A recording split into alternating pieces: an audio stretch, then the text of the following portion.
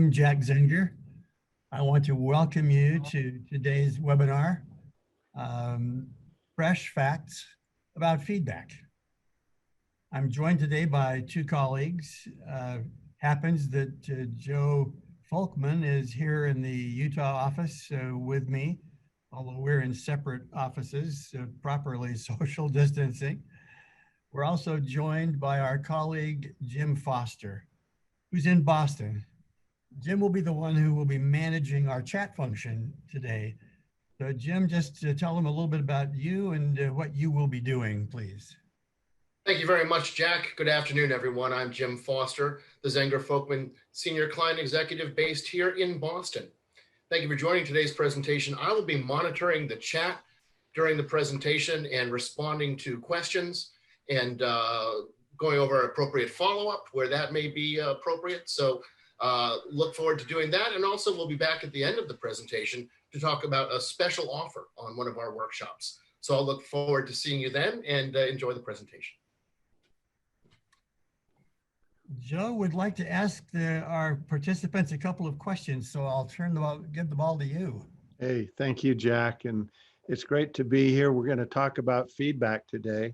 Start off with this question. An effective manager has the responsibility to provide their direct reports with corrective feedback when team members make a mistake. And you should see a poll coming up where you can agree or disagree with that statement.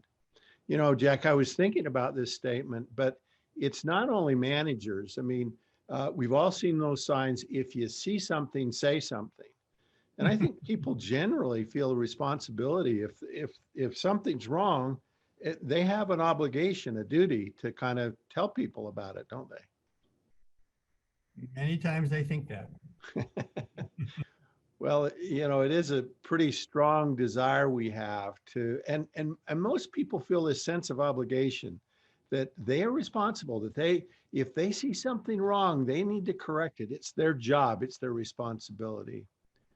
Well, Terry, let's see what we're seeing for results there. Wow. Only 95% agree with that statement. And that's a pretty large poll. We have about 500 people on this webinar today.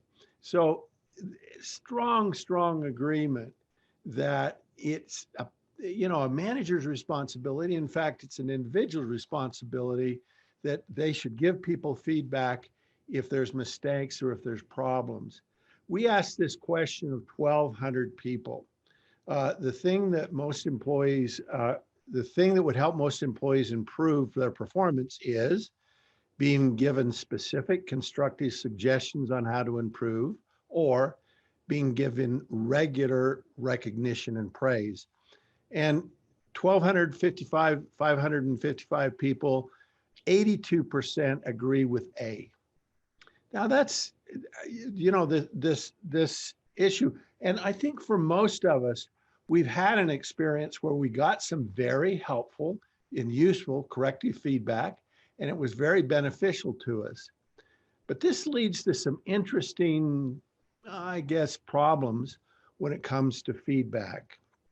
And so, Jack, tell us a little bit about that and what happens. So as many of you know on this call, our firm emphasizes the importance of multi-rater feedback, and we've had a chance to observe lots of people receiving a feedback report.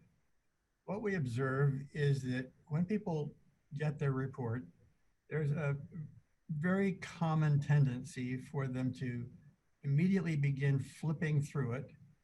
When you watch what they do, they're clearly looking for that one page in the report that tells them what they do badly, what they do wrong, what their weaknesses are. And there's just this very consistent tendency to look for their weaknesses. Now, those of you who know our work and know our research know that we're a great believer in the importance of strengths. And we found that probably 70% of the time, people would be much better off looking for the things that they do rather well and how they could do those even better. And only, 30% of the time is it probably the best avenue to kind of look for what you do that may be getting in your way, or to kind of focus on your weakness. But we just see this very common tendency for people to look for negative feedback. Now, why do people do that? Leaders say they want, this. They say they want to be told what's wrong. Usually we take things that people say at face value, but I'm going to suggest to you that in this particular case, we think there may be some kind of tempering factors. So the 93% of people agree with the statement that negative feedback, if delivered appropriately, is effective at improving performance. Why would such a high percentage of people say that? And we think there are several reasons. One is that it plays on a very old belief that lots of us have about how do you get better. This belief that we get better by finding and fixing our weaknesses goes back to our days as kids in elementary school and junior high school and high school. Teachers tended to focus on the mistakes that we made on our arithmetic paper, or they focus on the spelling mistakes that we made. There has been this long tradition. Many companies' performance management systems were very geared toward pointing out people's weaknesses. A second possible reason is that saying that you want to receive negative feedback gives you the appearance of, displaying courage and strength. We think a third possibility is that many people think that's what you're supposed to do, that if you're a good employee, that you are supposed to want to receive feedback that would be corrective, that would tell you what you're not doing, that would tell you how to do it better. It's also, there's some logic to acknowledging that we all make mistakes, and sometimes we're aware of them and sometimes we're not. And there's certainly times when it's useful to receive information that you may be blind to, that would help you become more effective. Indeed, the very definition of feedback for many people, when you say, I have some feedback for you, the knee-jerk reaction of a lot of people is, oh, this is negative. This is going to be critical. This is going to be pointing out my flaws and failings. So we think there are many reasons why people do that. So Joe, kind of tell us a little bit about what our data shows from our research. So here's what we did. We created this self-assessment that measures your preferences for giving and receiving feedback, both positive and negative. Now, we've given this to 12,000 people across the globe. So we have we've got a lot of data on this, and we're really confident in our answers. Now, the exciting part about this for you is that at the end of the webinar here, we're going to give you a chance to do a mini feedback assessment on yourself to see your preferences for giving positive and negative feedback. So you can actually do this test on yourself. Now, here's what's interesting when we look at the data from these 12,000 people. 62%, the strongest preference we have, 62% prefer to give people negative feedback. Now that's amazing. And it's not really too amazing because people say they want negative feedback. And so, of course, 62% of the leaders that we've gathered data on have a very strong preference for giving negative feedback. And here's another thing that I find interesting. 36% avoid giving positive feedback. Now, this baffles me a little bit. I mean, most people agree that giving negative feedback is kind of hard, but isn't it easier to give positive feedback? I mean, Wouldn't you want to? And what the heck could be wrong with giving positive feedback? Jack, you got a theory about this? That why are people resistant about giving positive feedback? Well, my best guess, Joe, is that some managers are fearful that if they give lots of positive feedback to one of their colleagues, that they will be expecting a promotion or a salary increase, or that they will read more into it than really exists. I don't happen to think those are valid reasons, but I think that may be why some are hesitant about doing it. And again, it gets back to some of the things I talked about earlier, and that is, I think it's expected of me. If I'm a manager, I think that's what I'm supposed to be doing. And so it's a complex issue, as we will explore in the rest of this webinar together. Well, and here's, we're going to enhance this story a little bit, because what we asked people that did the self-assessment is we asked them to rate themselves as highly effective at providing others honest, straightforward feedback, how good they were at it. And so we divided these preferences into 4 different groups. We have the avoids group. In other words, they avoid giving positive, avoid giving negative. And we found that only 29.9% of them rated themselves as effective at providing others with straightforward feedback. Now, if they avoided giving positive, but they preferred giving negative, wow, that really jumps up. 72.3% said that they were good at giving it. But then on the opposite, if they avoided positive, or they give positive but avoids negative, okay, this third category. So if you tend to give people positive feedback, then they rated themselves just at the 40th percentile. So they didn't feel like if they were giving positive feedback, they were as effective at getting honest, straightforward feedback. And then the gives positive and gives negative, the people that did both, they're at 79%. They're our strongest group. So this is how people felt about their effectiveness. In other words, the people that felt like they were more willing to give negative feedback rate themselves higher. They think they're better at giving honest, straightforward feedback. And the people that give both positive and negative think they're pretty good at giving honest, straightforward feedback. So Jack, what does this mean? What's the implications of this? So let's just see if we can summarize here.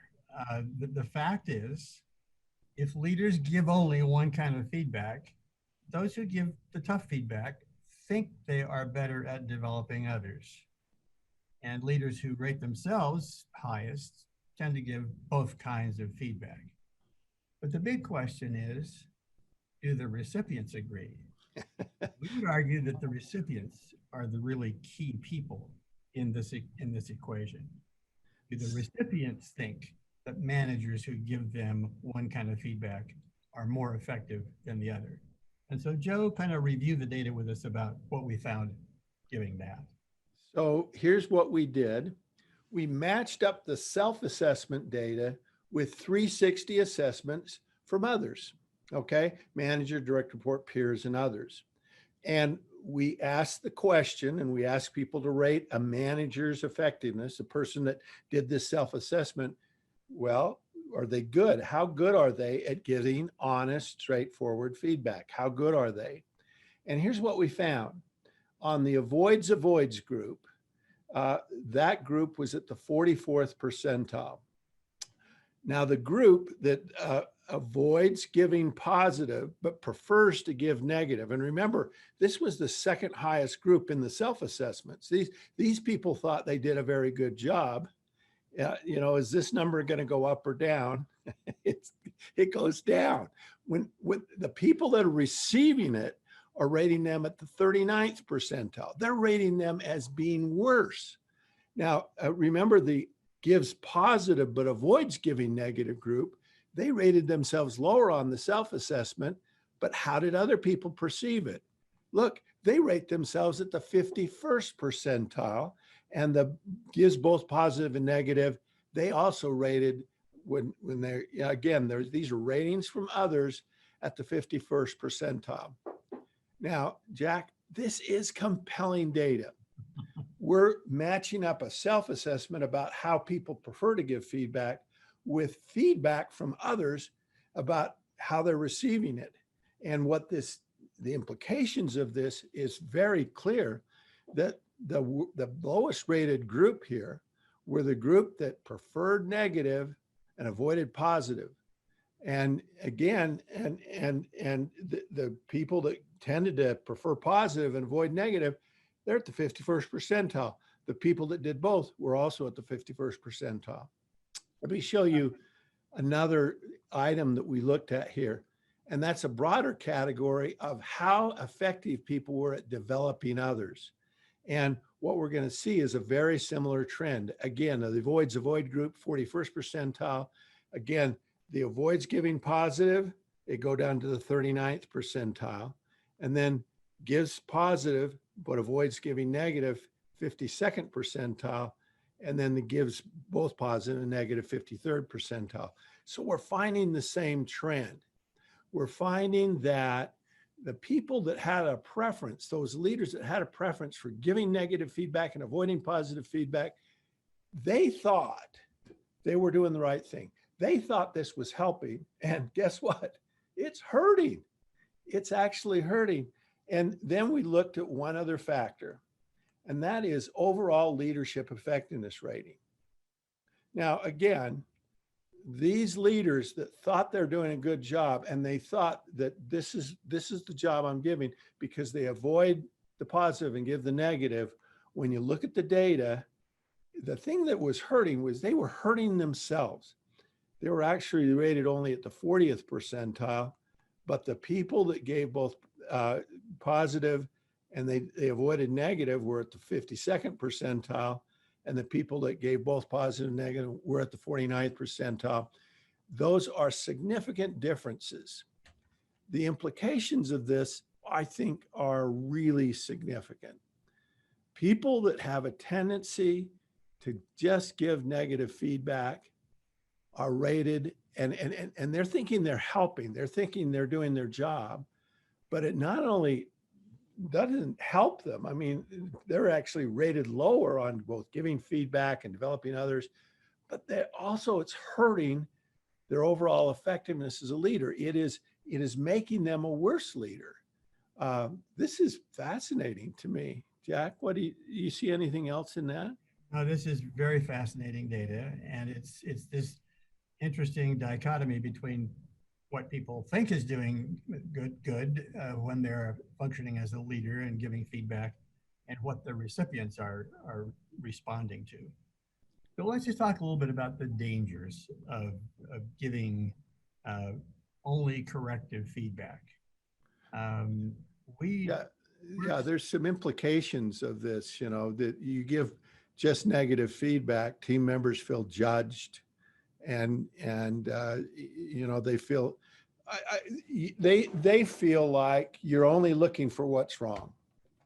That's really what happens. So what are the dangers, Jack? Absolutely. So the dangers are that when the leader does that, it damages the relationship, and a leader's effectiveness is very much contingent upon the strength of the bond or the relationship between them and the people they work with. It generally creates a negativity, which has been found to reduce, aspirations and people's willingness to put forth extra effort. Corrective critical messages trigger a response in the brain. Cortisol is released. People, feel are under attack, and it's because of this that a number of organizations have really rethought their performance management systems, and we'll talk about that a little bit more later on. We think that it's fascinating that this research, this conclusion, shows up in other branches of science. There's a well-known, kind of institute in Seattle called the Relationship Research Lab. A man named John Gottman has received a lot of attention over the last many years because of his work with married couples. It's been found that if he and his team can spend 3 hours with a couple, record their interactions when they're talking about things just in general, or if they're talking about some contentious issue, he can predict with 90% accuracy whether that couple will go through a divorce within the next couple of years or not. What is he looking for? And the research is that he's looking for the ratio of positive comments made by one to the other versus negative comments. And if there's a ratio of about 5 positive to at least to 1 negative, there's a high probability that they would stay together. He has this interesting metaphor. He says it's a little bit like a salt shaker. If you fill the salt shaker with yeses, every grain of yes kind of combines to make a full salt shaker. It's when you begin to mix in a whole bunch of no's that it becomes a very negative and not so pleasant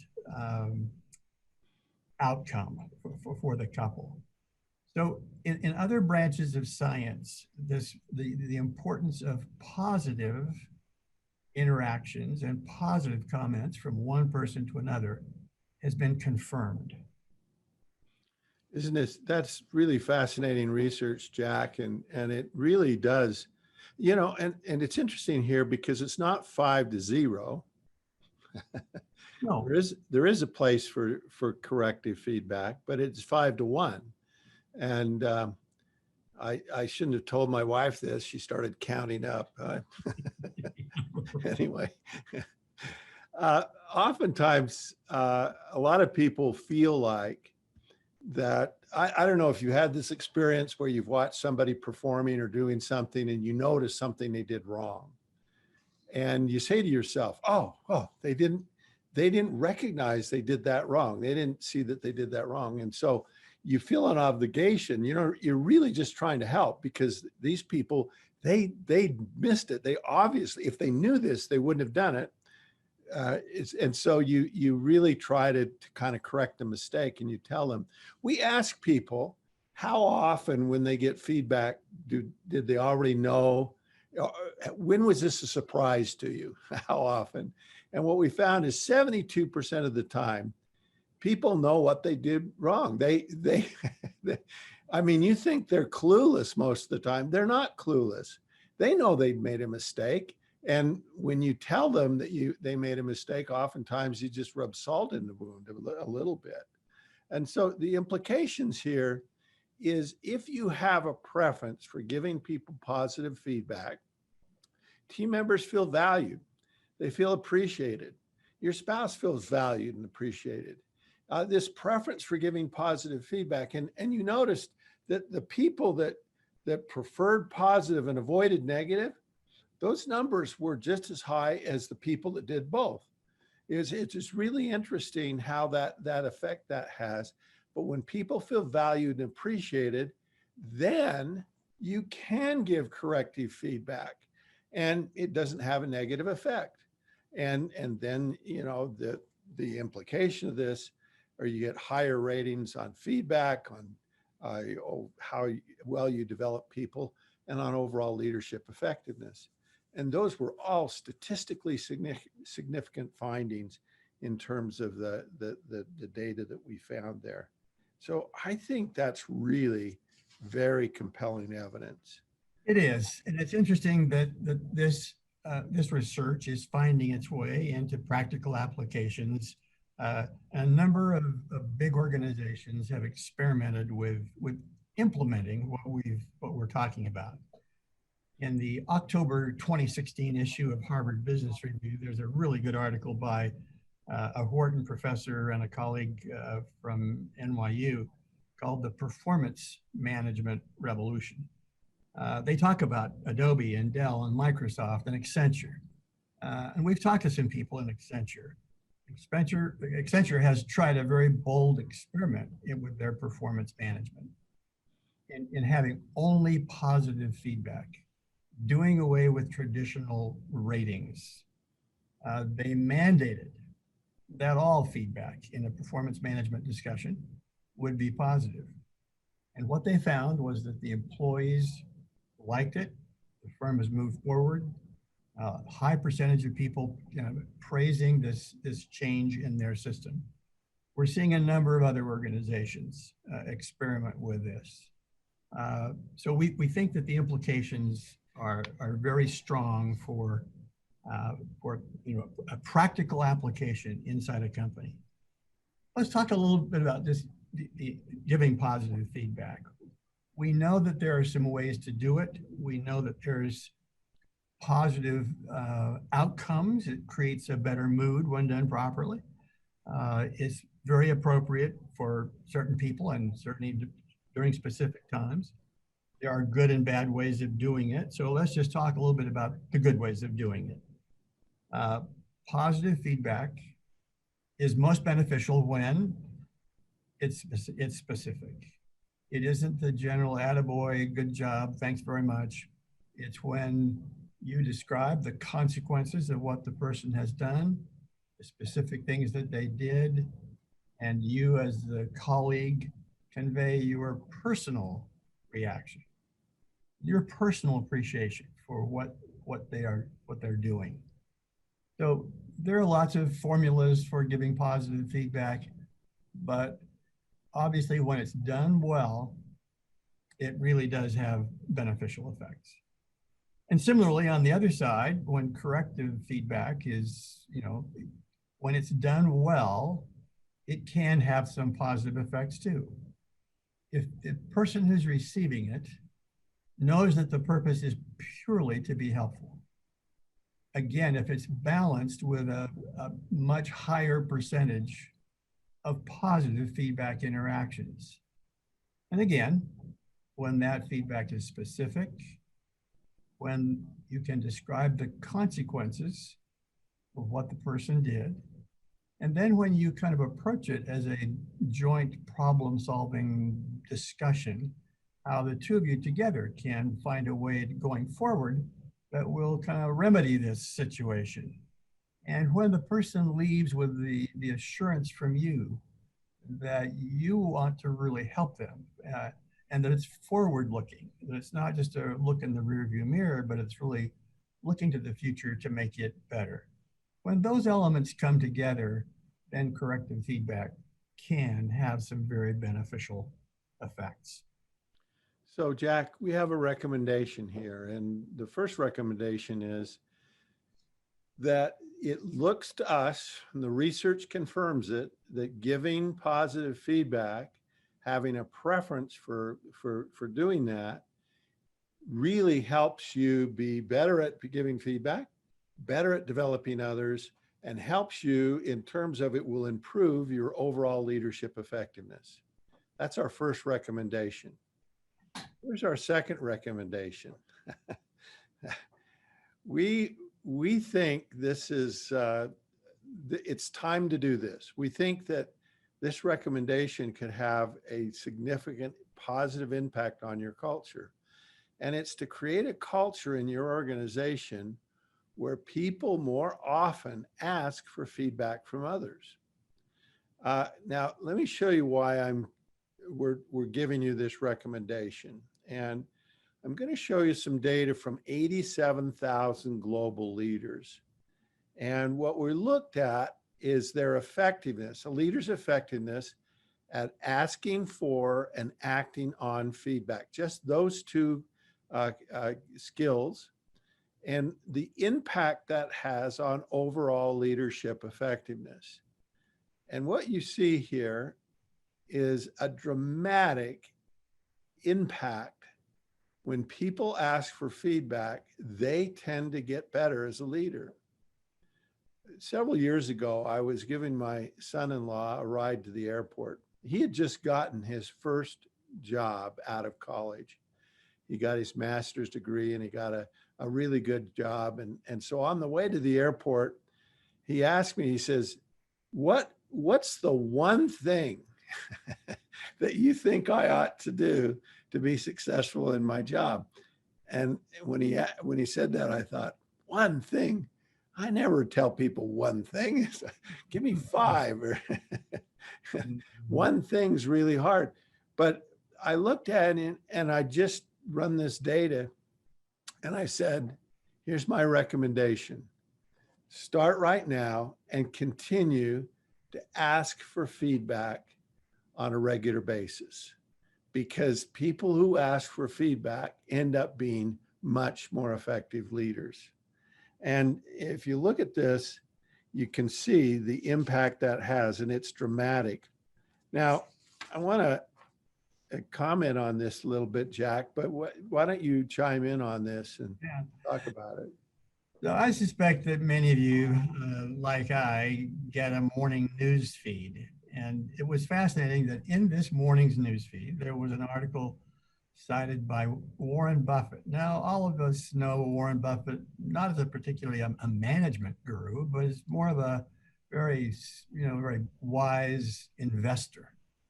But Warren Buffett was talking about the one quality that he's observed is most correlated with successful business executives.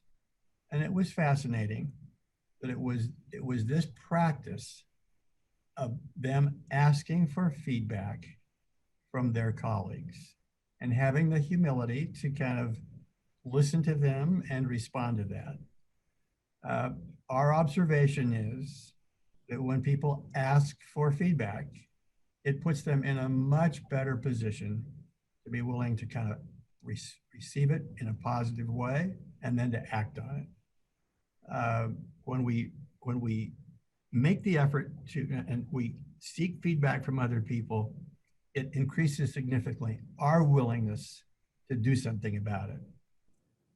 It recognizes that other people do see things on occasion that we're blind to, and that we appreciate them, and that we're humble enough to kind of ask for their opinion, and we respect their point of view, and we believe that they have value, and we give them dignity, and we elevate them by asking for their opinion about how we could do something better. And there's just no question that other people appreciate the humility kind of associated with asking for feedback. And so, like Joe, when one of my grandchildren, and I happen to have quite a few of them, ask me what they can do, I say to them, make it a practice to ask your colleagues what ideas they see, what things that they see that you could do differently, to do better, start doing that you're not doing. You'll be amazed at what a response you get. It isn't a sign of weakness, not a sign of kind of lack of confidence. It's a sign of courage, it's a sign of self-confidence when you do that. It's definitely true, Jack. And we have a compelling story here, because if we look at this practice of asking for feedback, and then we look at it by age groups, well, guess what we find? The young are pretty good at it. I mean, they're at the 54th percentile. But as people get older, you can see that the practice of asking for feedback goes down. Now, Jack and I talked about this, and we thought, why is it that older people ask for feedback less often?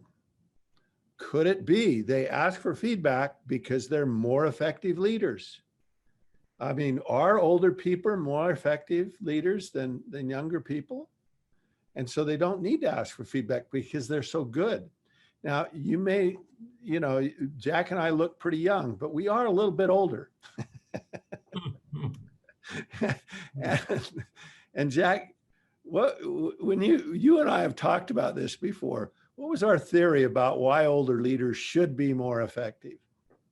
Well, they should be more effective because they've had more experience and they've learned lots of good lessons. But as you're about to show our participants here today, that just isn't the case. And Yep, here's the data.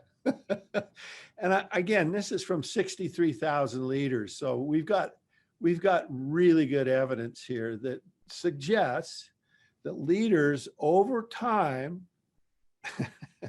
they get worse. They don't get better unless they ask for feedback. Because if they keep asking for feedback, you see that line going up. I think that's fascinating. I think that is really fascinating because the leaders that kept asking for feedback, they saw improvement over time. And so this practice of asking for feedback has some really strong implications. Now, in our self-assessment, we not only ask about giving feedback, but we ask people's preferences for receiving feedback. And again, you have a positive and negative feedback. And so you have the I avoid receiving positive, avoid receiving negative. And then we match this up with 360 data that measured their effectiveness on making a real effort to change based on feedback from others. People who avoided receiving positive and negative were at the 43rd percentile. Now, remember the group that avoided receiving or avoided giving on the giving positive, but preferred negative on the giving. Now, this is the receiving. You remember this went down on the giving, but look what happens when people avoid receiving positive, but they prefer giving negative or receiving negative feedback. It actually goes up. We found that having a preference or having a willingness to receive negative feedback was a really good thing. Now, it's kind of a bad thing to give it, but it's a good thing to want it yourself because you're looking for what you can do to improve. And again, those people that avoided receiving positive, but or preferred giving, they preferred positive feedback, receiving positive feedback, but they avoided negative. That goes down to the 40th percentile. But if they preferred both positive and negative, it goes up to the 50th percentile. Our sense here is that there's some really positive things that come when a person has a preference, when they really want to hear some corrective feedback, when they have a personal desire to receive it. So that was a little confusing, but it sort of makes sense in terms of the implications of that. Jack, what do you think as you've looked at this data? Is this making sense to you? it is, but I think what we're seeing is that it's not a simple kind of topic. It is clear, so let's just kind of summarize. When people have a preference for receiving only positive feedback, what we see is it would be greatly enhanced by team members asking for feedback, but along with wanting only positive comments, if they're open to having observations about their performance, that does create a healthier climate. Yeah, and this idea that when you have a preference to receive both positive and negative, and then asking for feedback and they're open to receive negative feedback, positive and negative feedback is provided. Again, what we found in our data is that in those cases, they got higher ratings on integrity and honesty, which was interesting to me, that this willingness to receive negative feedback really increased their scores on their honesty and integrity, on their learning agility, and they're willing to try to learn from feedback. But it also helped on relationship building, that they were better at relationship building because of their openness to receiving negative feedback. So that was a really interesting implication from that. So as we come to the ending of this webinar, let's just talk a little bit about the fundamental assumptions that we've all had about the feedback process in an organization.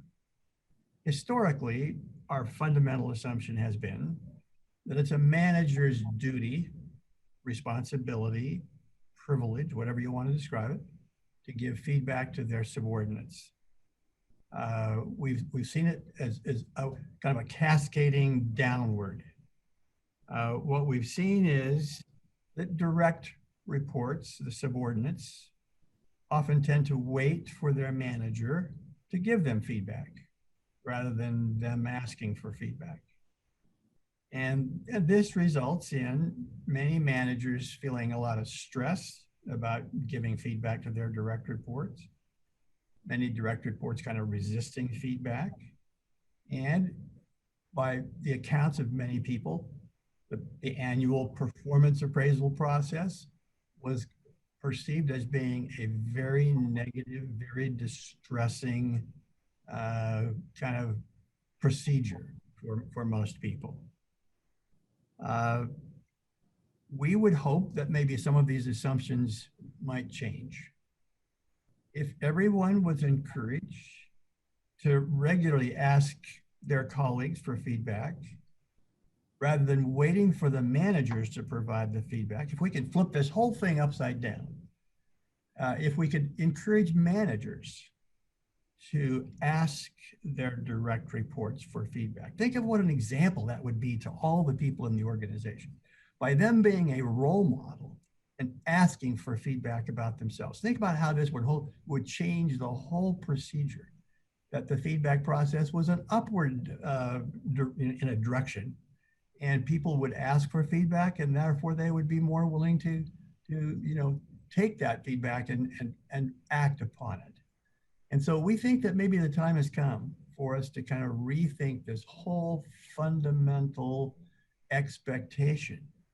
We believe feedback is a very positive, beneficial gift that can be given, but how much better it would be if managers asked for feedback, and then if direct reports, frontline employees, rather than waiting for their manager to give them feedback, if they kind of periodically triggered that discussion and said, I'd really appreciate having some ideas about what's one thing I could do better in my job.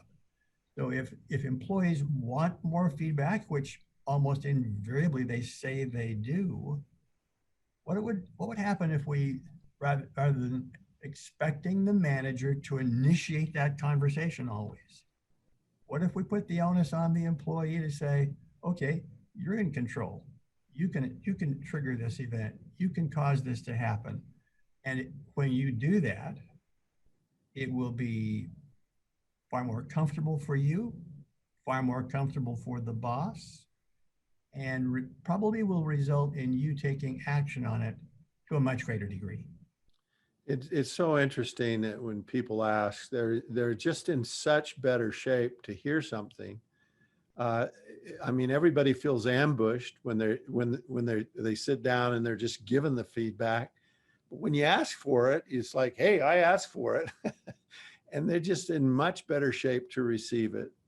Well, what we want to tell you about is we have a training program called Elevating Feedback.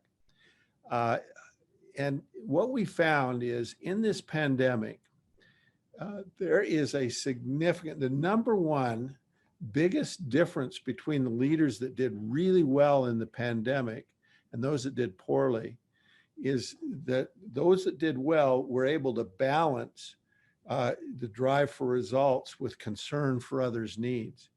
And so people in this pandemic, people right now really need good feedback. And this is a short, high impact online course. It helps people improve their skills in feedback. And every leader that attends this course, or every individual contributor that attends this course, you can send both, they actually receive the feedback preferences self-assessment.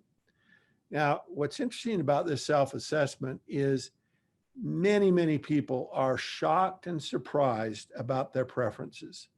They don't really understand how much they prefer to give negative and avoid giving positive.